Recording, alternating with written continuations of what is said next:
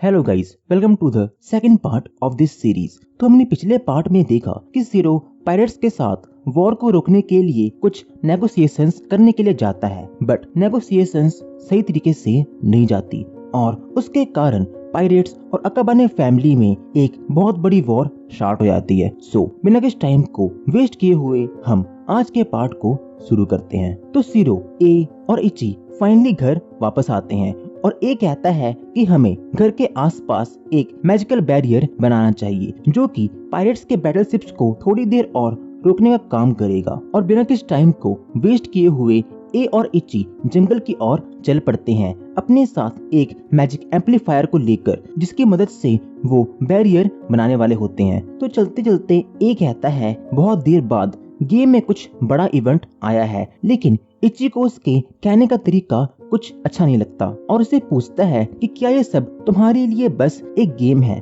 और उसके जवाब का इंतजार नहीं करता और आगे कहता है कि इसलिए तुम हमारी पूरी फैमिली में सबसे वीक रह गए, और कहता है कि भूलो मत, अकाबाने फैमिली का दूसरा नाम है गेम एडिक्ट्स। तो ये कहता है कि हाँ, ये दिन के अंत में मेरे लिए है तो एक गेम ही, और एक इंसान को गेम के बाहर भी रियल वर्ल्ड में अपनी लाइफ को एंजॉय करना चाहिए। बट इची तभी अचानक से गेम से लॉग आउट कर देता है और रियल वर्ल्ड में हम देखते हैं कि ताइचिरो के पेट में जोर से दर्द हो रहा होता है क्योंकि उसने पिछले 3 दिन से कुछ भी नहीं खाया होता। तो वो सीढ़ियों से उतरकर किचन में कुछ खाने के लिए जाता है, पर देखता है कि फ्रिज में कुछ भी नहीं होता। असुमा तभी किचन में आ जाता है और ताइचिरो अब थोड़ा सा घबरा जाता है, ये सोचकर कि असुमा अब उसे क्या बोलेगा। बट तभी ताइचिरो के पेट में से जोर से आवाज आती है। तो असुमा कहता है कि तुम्हें ना ही खाना बनाना आता है और ना ही तुम्हारे पास कोई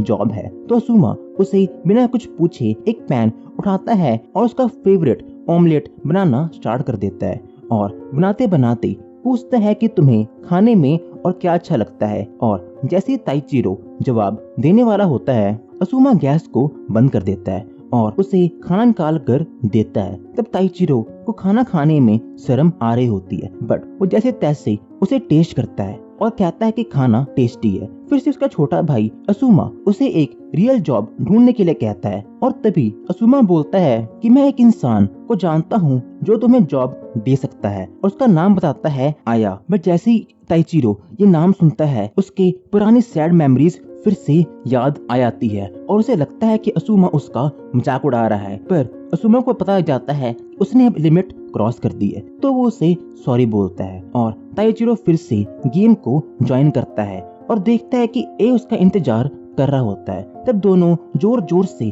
मिसाइल की आवाज सुनते हैं। तब वो देखते हैं कि मी और सीरो बहुत सारे लो लेवल पायरेट से लड़ रहे होते हैं, या फिर कह लो कि सीरो उनके साथ खेल रहा होता है और कहता है कि ये 50 पायरेट शिप्स होंगे। तो इची इम्प्रेस हो जाता है, बट सीरो बताता है कि हमने ग्रैंड ऑर्डर क्लैन से हेल्प मांगी थी और उन्होंने उनके 2 हाई रैंकिंग एग्जीक्यूटिव्स जिनका नाम सुषमाता और लियोन है उनको भेजा उनकी हेल्प के लिए। बट इची को दोनों पसंद नहीं आते और उनसे पूछता है क्या तुम दोनों भी उस ब्लैक बर्ड ट्रेजर के पीछे हो। तो लियोन हंसता है और कहता है कि नहीं, हमें तो बस अकाबाने फैमिली को प्रोटेक्ट करना था, क्योंकि अकाबाने फैमिली हमारी सबसे बड़ी मॉन्स्टर्स की सप्लाई है। तो मैं उन दोनों को उनका आइडिया बताती है और कहती है कि वो एक मैजिक एम्पलीफायर का यूज करके एक बैरियर को बनाने वाले हैं। लियोन कहता है कि ये एक अच्छा आइडिया है। तो उन दोनों के जाने के बाद ए पूछता है कि हम ब्लैक बर्ड ट्रेजर के मिल जाने के बाद इतने सारे पैसे का क्या करेंगे। इची मन में सोचता है कि मैं तो बस अपनी पूरी जिंदगी अपने रूम में बैठकर बिताऊंगा, साथ साथ में गेम्स खेलते हुए। सीरो कहता है कि मुझे उन पैसों की जरूरत है, बट मैं बहुत ही आराम से कहता कि मुझे इन पैसों से कोई मतलब नहीं, अगर हम सब साथ हैं तो। ए और इची ये सुनकर हैरान हो जाते हैं, बट वो सभी जैसे ही घर वापस जाते हैं वो सब देखते हैं कि उनका घर अब नहीं रहा और इची गुस्से में आकर इधर उधर देखना स्टार्ट कर देता है। तब उसे एक काला पंख दिखता है और तभी अचानक से हवा में बहुत सारे काले पंख इकट्ठा हो जाते हैं और वो सभी मिलते मिलते एक रेड हेडलेस ड्रैगन में कन्वर्ट हो जाते हैं। फिर सीरो कहता है कि ये तो वही ड्रैगन है जिसको इची ने कल मारा था। बट अब ब्लैक बर्ड ने उस ड्रैगन की बॉडी पे कब्जा कर लिया है। तो ये सभी आर्मर्स को पहनते हैं और सीरो सभी को फाइट के लिए तैयार होने के लिए कहता है। तो सबसे पहले इची अपनी डेडली अटैक से शुरुआत करता है, बट उससे कुछ भी नहीं होता। और हम इस तरफ देखते हैं कि पायरेट्स के हाइडआउट में सुरामातो और लियोन पिको से बात कर रहे होते हैं और उनसे कहते हैं कि तुम्हें अपने अटैक को रोकना होगा। बट पिको कहता है कि इस फाइट से ग्रैंड ओडा क्लैन का कोई लेना देना नहीं है और ये सब गेम के रूल्स के अंदर ही है। तो लियोन इस बात को सुनकर बुरा मान जाता है और उसके सामने काफी सारे ऑफर रखता है। बट पिको उसकी फालतू की बकबक सुनकर बोर हो जाता है और अचानक से लियोन के सिर को उसकी बॉडी से अलग कर देता है। बट जैसे तैसे लियोन मरने से बच जाता है और जैसे ही पिको गुस्से में रूम से बाहर जाता है, लियोन अपने आप को हंसने से नहीं रोक पाता। ऐसा मानो कि जैसे वो जिस काम के लिए आया था वो उसने पूरा कर लिया हो। तो हम वापस से ट्वाइलाइट हिल पर देखते हैं। अकाबाने फैमिली ड्रैगन से लड़ रही होती है और मैं सीरो को दिखाती है कि पायरेट शिप्स उन पर अटैक करने के लिए आ चुकी हैं। बट सीरो उन्हें ड्रैगन पर फोकस करने के लिए कहता है क्योंकि उसे मारने के बाद ही उन्हें ब्लैक बर्ड के सीक्रेट का पता लग पाएगा। तभी सीरो इची के साथ मिलकर एक कंबाइंड अटैक करता है, बट उनके अटैक का कुछ भी असर उस पर नहीं होता और वो ड्रैगन ए और मे की तरफ बढ़ना स्टार्ट कर देता है। पर ए मे को बचाने के लिए उसे सामने से साइड कर देता है, पर वो खुद को नहीं बचा पाता। और तभी लियोन जो कि पायरेट्स के साथ आया होता है वो सुरामातो को कहता है कि अगर ए की मौत ड्रैगन के अटैक से हुई है इसका मतलब वो अब बहुत बड़े खतरे में है। और तभी अगले शॉट में हम देखते हैं कि रियल वर्ल्ड में ए के मरने के साथ ही ताइचिरो के छोटे भाई असुमा के गॉगल्स ब्लास्ट हो जाते हैं और सीरो को बहुत गुस्सा आ रहा होता है। ए के मरने के बाद मे ए को हील करने की कोशिश करती है, बट वो ऑलरेडी मर चुका होता है। तभी सीरो मे और इची को लॉग आउट करने के लिए कहता है। वो दोनों पूछते हैं कि तुम ऐसा क्यों कह रहे हो, बट वो उन्हें गुस्से में फिर से लॉग आउट करने के लिए कहता है। तो वो दोनों उसकी बात मान जाते हैं और उनके जाने के बाद सीरो खुद भी लॉग आउट कर देता है, ये कहते हुए कि मैं जल्दी ही तुम्हें मारने आऊंगा। और रियल वर्ल्ड में हम देखते हैं कि कोजिरो ताइचिरो का फादर अपने गेमिंग गॉगल्स को निकालता है क्योंकि वो गेम में सीरो का कैरेक्टर प्ले कर रहा होता है और वो घबराया होता है और अपनी घबराहट में एक एम्बुलेंस को कॉल करता है और उन्हें उसके घर का एड्रेस देता है और धीरे से बोलता है कि मिशन गुड नाइट वर्ल्ड अब स्टार्ट हो चुका है और वहाँ से जाने लगता है। नर्स उसे रोकने की बहुत कोशिश करती है बट वो रुकता नहीं है और इधर ताइचिरो फिर से अपने गेम में जाने की सोच रहा होता है, पर उसे याद आता है कि सीरो ने उसे क्या बोला था और तभी उसके डोर पे नॉक होती है और उसे ऐसा लगता है कि कोई उसका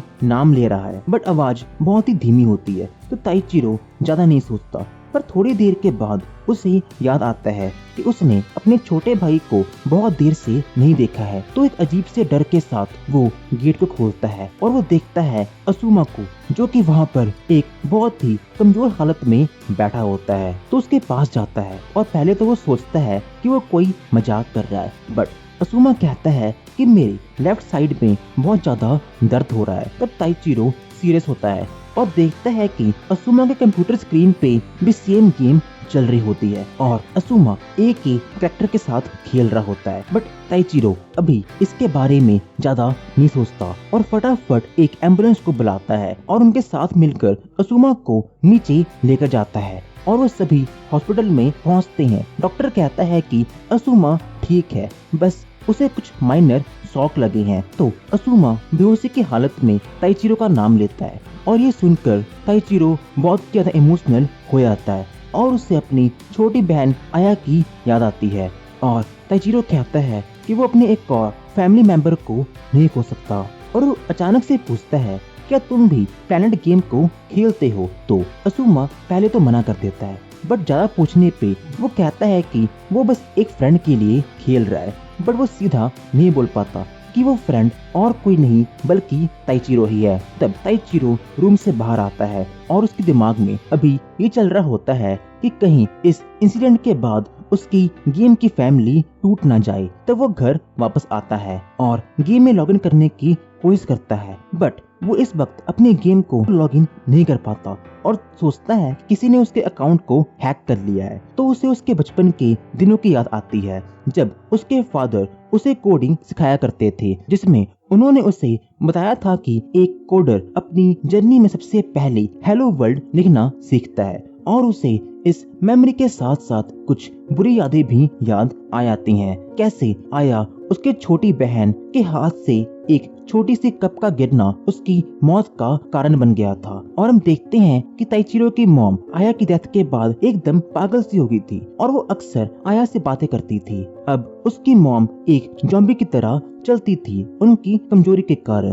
तो एक दिन बचपन में हम देखते हैं कि छोटा ताइचिरो उसकी मॉम को सीढ़ियों से देख रहा होता है जो कि गेट से बाहर निकल रही होती हैं, पर ताइचिरो उन्हें रोकता नहीं है, और या फिर कह लो कि ताइचिरो उन्हें रोक नहीं पाता। तो प्रेजेंट में हम देखते हैं कि ताइचिरो गेम का पासवर्ड हेलो वर्ल्ड लिख देता है और वो गेम में लॉगिन हो जाता है। पर लॉगिन होते ही सोचता है बाकी सब कहाँ होंगे, पर तभी वो जोर की आवाज सुनता है और देखता है कि पायरेट्स अभी भी बैरियर को तोड़ने की कोशिश कर रहे हैं। पर तभी हम देखते हैं कि पीको द कैप्टन शिगातारो से पूछती है कि क्या तुम्हें सच में इतनी ज्यादा जरूरत है इस ब्लैक बर्ड ट्रेजर की। तो शिगातारो कहता है कि हाँ। तो पीको सोचती है कि शिगातारो पायरेट्स गिल्ड का एक बहुत ही फेमस मेंबर है जो कि हमेशा प्रॉफिट और लॉस के बारे में सोचता रहता है। शिगातारो कहता है कि मैं रियल वर्ल्ड में बिजनेस की पढ़ाई करता हूँ, तो ये मेरे लिए आम बात है। तभी पीको कहती है कि मुझे बस इच्ची चाहिए। तो शिगातारो अपने वर्ड्स को चेंज करता है और कहता है कि तुम इच्ची को ले सकती हो, मुझे तो बस ब्लैक बर्ड चाहिए। तो पीको उसकी बात में छुपे हुए मैसेज को समझ जाती है और वो उससे हाथ मिलाती है और तभी सभी प्लेयर्स शॉक हो जाते हैं क्योंकि इसका मतलब था कि पीको ने अपनी पायरेट्स की कैप्टेंसी शिगातारो को ट्रांसफर कर दी। पर पूरा क्रू इस डिसीजन से खुश नहीं होता। तो पीको कहती है कि कैप्टन बस एक टाइटल है और जहाँ पर हम सब साथ हैं वहीं पर ही पायरेट्स का गिल्ड है और यही इस गेम का असली मकसद है। तभी एक पिंक बालों वाला प्लेयर आगे आता है और कहता है कि तुम सच कह रहे हो, क्योंकि रियल वर्ल्ड में मैं एक टीचर हूँ और मैं हमेशा से चोरियां करना चाहता था। इस गेम में आने के बाद से मेरी वो ख्वाहिश भी पूरी हो गई। और ऐसे बहुत सारे प्लेयर्स सामने आते हैं और कन्फेस करते हैं कि कैसे इस गेम ने उनकी लाइफ को बेटर बनाया है। और तभी एक दूसरी शिप पे सुरामाता आता है और पायरेट्स को ऑफर देता है, ये कहते हुए कि ये ग्रैंड ओडा कंपनी का एम्पलीफायर है जिसके इस्तेमाल से तुम इस बैरियर को तोड़ सकते हो। प्राइस बताना स्टार्ट कर देता है, बट पीको को उससे कोई भी डील नहीं करनी थी क्योंकि उसे पता था कि ग्रैंड ओडा कंपनी किसी का भी साथ नहीं देती, वो तो बस पैसों के पीछे पागल है। तभी पीको शिप से छलांग मार देती है और जाते जाते शिगातारो से कहती है कि तुम कैप्टन हो और एक ही स्लैश में बैरियर को तोड़ देती है और इच्ची को सामने देखकर उसे एक फाइट के लिए चैलेंज कर देती है। तो इच्ची बिना कुछ सोचे उस पर अटैक करता है और देखता है कि उसका लेवल 2000 से भी ऊपर पहुंच चुका है। तो वो अपनी सभी स्वॉर्ड्स का यूज करता है बट उसका कोई भी असर पीको पे नहीं होता। तो पीको को याद आता है कि कैसे वो पहली बार इच्ची से मिली थी और हम देखते हैं फ्लैशबैक में कि पीको बहुत ज्यादा सैड और अकेली दिख रही होती है और तभी वो मिलती है इच्ची से जो कि अकेला बैठा होता है। तो उसके पास जाकर उसे उसका दोस्त बनने के लिए पूछती है बट इच्ची अगले ही पल उसे मार देता है और यहाँ से उनकी फ्रेंडशिप की शुरुआत होती है और वो दोनों साथ में बहुत सारी फाइट्स लड़ते हैं और गेम में बहुत आगे पहुंचते हैं। पर एक दिन इच्ची बिना कुछ कहे पीको को छोड़ के चला जाता है। तो पीको पायरेट्स को ज्वाइन कर लेती है और प्रेजेंट में हम देखते हैं कि रियल वर्ल्ड में एक काले बालों वाली लड़की असुमा के हॉस्पिटल रूम में आती है और उसे कहती है कि जो भी तुम्हारे साथ हुआ है उसे तुम अपने फादर से सीक्रेट रखना, वरना तुम्हारे लिए ये अच्छा नहीं होगा। और असुमा कुछ बोले इससे पहले वो वहाँ से चली जाती है। और इधर गेम में हम देखते हैं कि इच्ची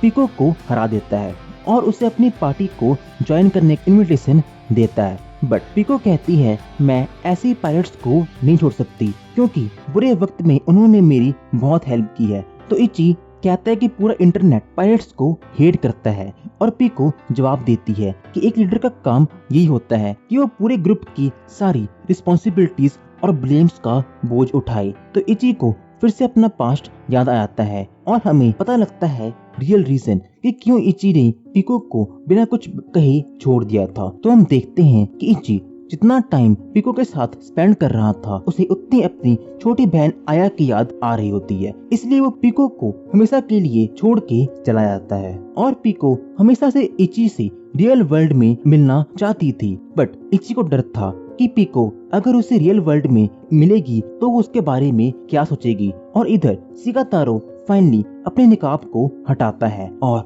बहुत सारे पायलट्स को एक ही बार में गिल्ड से बाहर निकाल देता है, ये कहते हुए कि मुझे तुम्हारे जैसे फालतू के प्लेयर्स की कोई जरूरत नहीं है, तुम सब बस एक वर्थलेस कूड़े हो मेरे प्लान के। तब हमें पता लगता है कि ये शिगातारो का बहुत पहले से प्लान था ब्लैक बर्ड ट्रेजर को ढूंढने के लिए, इसलिए उसने पिको का इस्तेमाल किया क्योंकि उसे पता था कि पिको इची के आगे और कुछ भी नहीं मांगेगी। तभी पिको शिप में वापस आती है और शिगातारो से पूछती है कि तुम ये क्या कर रहे हो। तभी लियोन कहता है कि शिगातारो बस एक हाई रैंकिंग प्लेयर का फर्ज निभा रहा है, उन प्लेयर्स को मार के जो कि गेम के एनवायरनमेंट को खराब करते हैं। तो पिको कहती है कि हमारे ग्रुप का मोटो यही है कि एक पायरेट कुछ भी कर सकता है जो उसके मन में हो। बट शिगातारो कहता है कि मेरी जिंदगी का बस एक ही मोटो है और वो है अंधा पैसा कमाना, पर तुम्हारे होते हुए मैं कभी ब्लैक बर्ड को नहीं ढूंढ पाऊंगा। तभी इची शिप में आ जाता है पिको को